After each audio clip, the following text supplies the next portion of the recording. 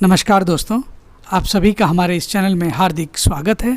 आज हम आपको चकवा प्रजाति के पक्षी के त्याग और बलिदान की ऐसी दुख भरी और मार्मिक कहानी सुनाने जा रहे हैं जिसे सुनकर आपका भी हृदय करुणा से भर जाएगा।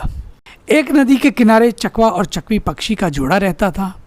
एक दिन वे दोनों पानी पी रहे थे, तभी अचानक चकवा पक्षी ज़मीन पर गिर गया और चकवी पक्षी दुखी हो गई और उसे संभालने में व्यस्त हो गई और ये कहने लगी, अभी तक तो ठीक था, लेकिन अचानक आपको ये क्या हो गया?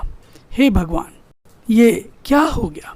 तभी चकवा पक्षी बोला, मैं उठ नहीं पा रहा हूँ, लगता है मेरा अंतिम समय निकट आ गया है। हो सकता है कि मैं अब ना बच पाऊँ, तुम मुझे छोड़कर चली जाओ। चकवी बोली, यह भगवान प्राण लेने हैं तो मेरे ले लें, लेकिन इन्हें ठीक कर दीजिए, मैं इन्हें छोड़कर कहीं नहीं जाऊंगी। मेरे स्वामी, आप उठने की कोशिश तो कीजिए, मैं आपको सुरक्षित जगह लेकर चली जाती हूँ। देखिए, सूर्यास्त होने ही वाला है, जल्दी कीजिए। तभी सूर्य पश्चिम की तरफ बढ़ने लगा और वह दोनों वार्तालाप कर रहे थे कि भगवान, आपने मुझे किस स्थिति में डाल दिया, मैं इनको छोड़कर भी नहीं जा सकती और सूर्यास्त के बाद यह रह भी नहीं सकती, क्योंकि श्राप के कारण सूर्यास्त के बाद हम साथ नहीं रह सकते। इतना कहने के बाद चकवी पक्षी वहाँ से चली गई और नदी के दूसरे किनारे पर बैठकर विलाप करने लगी। चकवी रात भर सो भी नहीं पाई और सुबह होने का इंतज़ार करने लगी ताकि वह अपने स्वामी के पास तुरंत जा सके। सूर्य की पहली किरण के साथ ही वह वहाँ से उड़ी और नदी के दूसरे किनारे पर जहाँ चकवा पक्षी था, जहाँ उसका स्वामी गिरा हुआ था, वहाँ वो पहुँचती है। लेकिन चकवा पक्षी वहाँ नहीं था, उस स्थान पर कोई भी नहीं था। चकवी ने इधर उधर अपने स्वामी को खूब ढूंढा, आते जाते हर पक्षी से पूछा, लेकिन कोई भी उसके चकवा के बारे में संतोषजनक उत्तर नहीं दे पाया। कुछ दूर जाने के बाद उसे चकवा के कुछ पंख गिरे हुए मिले, जिसके कारण वह आशंका से घिर गई और ज़ोर ज़ोर से विलाप करने लगी। उसके विलाप को सुनकर एक बांस के पेड़ से दूसरा चकवा पक्षी आया और उसने उस चकवी से पूछा कि तुम्हें क्या कष्ट है, तुम इतना ज़ोर ज़ोर से विलाप क्यों कर रही हो? क्या मैं तुम्हारी कुछ मदद कर सकता हूँ? चकवी ने चकवा को बीमारी के बारे में बताया और सारी कहानी बताई और कहा, वह अभी मिल नहीं रहे हैं, इसी कारण मैं बहुत दुखी हूँ। उसे वो बिखरे हुए पंख दिखाए। मुझे नहीं पता अभी मेरे स्वामी कहाँ हैं, किस हाल में हैं, लेकिन जहाँ भी हो वो भगवान की कृपा से सलामत रहें। मुझे उनके बारे में जानकारी मिल जाए तो मैं उनके पास जाकर उनकी कुछ मदद कर सकूं। भाई, अगर हो सके तो तुम मेरी इस समस्या में, इस दुख में कुछ मदद कर दो, मेरे स्वामी का कुछ पता लगा दो।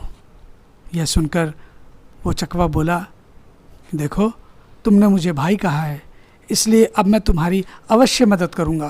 तुम्हारा स्वामी जहाँ भी होगा मैं तुम्हारे सामने लेकर आऊँगा, तुम बस यहीं बैठकर इंतज़ार करना। और उस चकवा ने उस चकवी से कहा कि जुदाई का गम क्या होता है मुझसे बेहतर कोई नहीं जानता। उसने पूछा, क्या हुआ? तो चकवा ने बताया कि वह इस दुनिया में अकेले है, उसकी भी पत्नी अब इस धरती पर, इस दुनिया में नहीं रही। इसके बाद चकवा भाई की आंखों में आंसू आने लगे। इसके बाद वो हवा में उड़ते हुए दूर चला गया।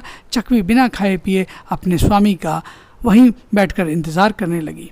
सूर्यास्त होने को जा रहा था, लेकिन अभी उसका भाई और स्वामी नहीं आया।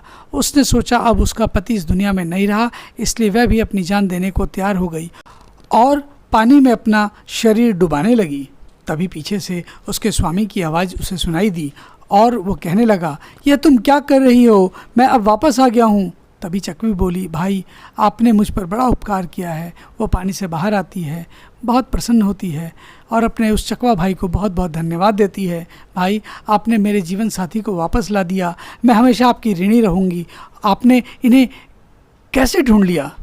तब इसके प्रत्युत्तर में चकवा ने कहा, बहन, मेरे पास कुछ जादुई शक्ति है जिसके कारण मैंने पता लगाया कि आपके पति जीवित हैं, इसलिए मैं उन्हें लाने के लिए प्रतिबद्ध हो गया। घातक बीमारी है, लेकिन वह भी भगवान की कृपा से ठीक हो गए। इतना कहने के बाद चकवा भाई ज़मीन पर गिर पड़ा और अंतिम सांसें लेने लगा। तभी चकवा और चकवी उसके पास पहुँचे। उसकी स्थिति देखकर अत्यधिक दोनों दुखी हुए। चकवी का भाई जानलेवा बीमारी का शिकार हो चुका था। उसने कहा अब मेरा अंतिम समय आ गया है और कहने लगा आप दोनों की जोड़ी भगवान सलामत रखे, बस यही भगवान से दुआ करता हूँ। कुछ क्षण बाद एक तोता उड़ता हुआ आया और उसके पास आकर बैठ गया और उस चकवा भाई को उठाने लगा और कहने लगा क्या हुआ, आपने अपने प्राण क्यों संकट में डाल दिए? चकवी बोली क्या क्या कह रहे हैं आप? उन्होंने अपने प्राण कैसे संकट में डाल दिए? मैं समझ नहीं पा रही। बहन, इन्होंने आपके पति की रक्षा के बदले में अपने प्राणों को संकट में डाला और इसी एकमात्र रास्ते के कारण आपके पति ठीक हो पाए हैं। कुछ ही क्षण के बाद चकवा भाई के प्राण उड़ गए और अपनी मुंह बोली बहन के सुहाग के लिए उस चकवा ने अपने प्राण न्यौछावर कर दिए और बहन के सुहाग को अपने प्राणों से भी अधिक उसने स्थान और महत्व दिया और अपनी मुंह बोली बहन के विलाप को, उसके दुख को कम करने के लिए उस चकवा भाई ने उसके स्वामी को बीमारी से मुक्त करवा अपने प्राणों को न्यौछावर कर दिया। तो दोस्तों, ये थी त्याग और बलिदान की चकवा भाई की कहानी। आपको कैसी लगी कृपया अपनी राय कमेंट बॉक्स में बताएं और अगर चकवा भाई के त्याग और बलिदान की कहानी आपको पसंद आई हो तो कृपया इसे अधिक से अधिक शेयर करें, लाइक करें, हमारे इस चैनल को भी सब्सक्राइब करें। आप सभी का इस मार्मिक और दुख भरी कहानी को सुनने के लिए बहुत बहुत विशेष धन्यवाद।